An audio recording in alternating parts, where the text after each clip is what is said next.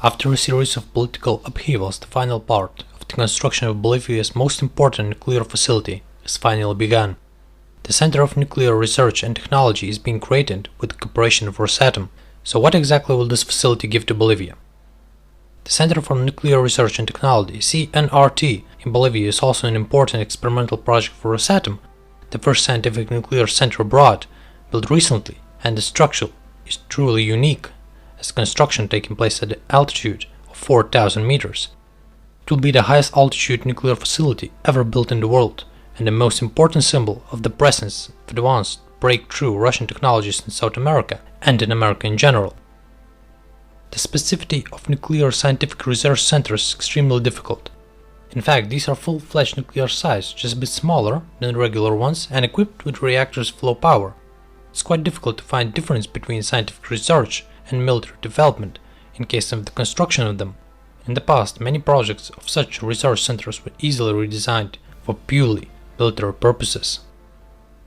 For example, such a story happened to the Israel Nuclear Research Center in Dimona in the period from 1957 to 1964 with the assistance of French companies.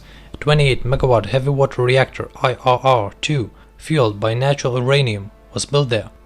However, after the construction of the center, Israel refused to transfer it under control of IAEA due to national security issues. According to experts, since then Dimona has been producing for 15 to 60 kg of weapon-grade plutonium annually, which allowed Israel to become an unofficial member of the nuclear club.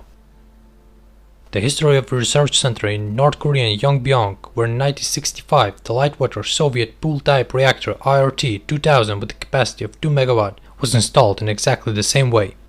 Despite the fact that North Korea was a member of the International Agency for Atomic Energy, already in 1975 it received the first 300 mg of weapon-grade plutonium at this reactor. As a member of International Atomic Energy Agency in 1974, North Korea received charts for a more powerful British gas graphite reactor of the Magnox type, which were in the public domain for members of the organization, after which it built a reactor of this type on its own.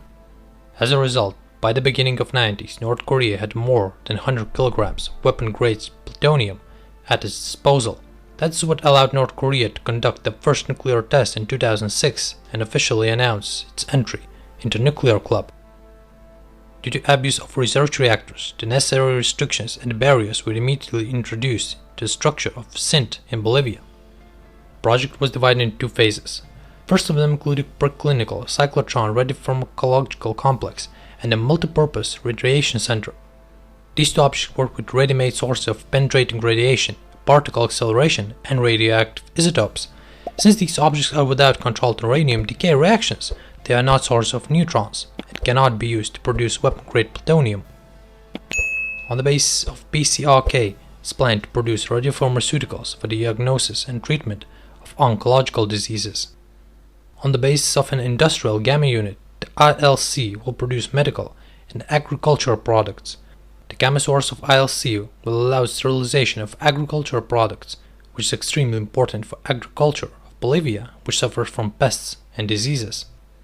In the future, the center will ensure widespread use of nuclear and radiation technologies not only in agriculture, but also in medicine, industry, and other important spheres of human life, not only in Bolivia, but in whole Latin America. Second important stage in the construction of the center implies construction of the reactor complex itself on the basis of research pressurized water reactor with nominal power of 200 kilowatts. Low power of reactor and the use of low enriched uranium will make production of weapon-grade plutonium almost impossible. Moreover, spent fuel from this reactor will be stored under control of International Agency of Atomic Energy.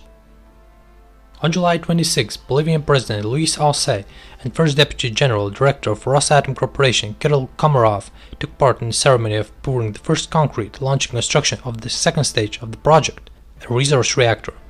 This is our first such major project in Latin America, and we are doing everything possible for its successful implementation. Despite all the difficulties, Russia will fully comply with all contractual obligations, said Komarov. So what are those difficulties? Scheduled launch of CNT assumed that the first stage of the complex will be able to start its operations in August 2019 and the research reactor would be launched a year later, in summer of 2020. So, what happened? In October 2019, anti-government protests took place in Bolivia. Protesters blamed authorities for electoral fraud that was won by President Evo Morales. Under pressure by the military, Morales cancelled the election results and left Bolivia. As a result, a pro-American government came into power, headed by the Vice Speaker of Bolivian Parliament, Janine Agnes. One of the first decisions of new authorities in Bolivia was freezing of the construction of the Center for Nuclear Fuel and termination of cooperation with Rosatom. A year later, an early general election was held in Bolivia, which unexpectedly for government of Janine Agnes was won by supporters of Evo Morales and Movement to Socialism Party. Luis Arce received 55% of votes in the first round and his party members received 73 out of 130 seats in the House of Representatives and 21 out of 36 seats in the Senate. Such a crushing defeat for rebels was fatal for them. Already in March 2021, Agnes and a number of supporters were arrested on charges of 2019 coup against President Evo Morales. Now all of them are under investigation and awaiting trial. One of the first steps of new authorities was the return to the implementation of SID project, which was already on full alert, as well as normalization of relations with Russia and the restoration of cooperation with Rosatom. After all, launch of the center was important for Bolivia, and the decision of Agnes' occupational pro-American government was dictated and based on a direct instruction from Washington. Today, Rosatom in Bolivia will implement this extraordinarily important project, which will become an example that nuclear research centers can meet the highest safety and non-proliferation standards. And of course, we'll wait for new Russian nuclear center in Bolivia to benefit people. If you liked the video, be sure to subscribe and ring the bell.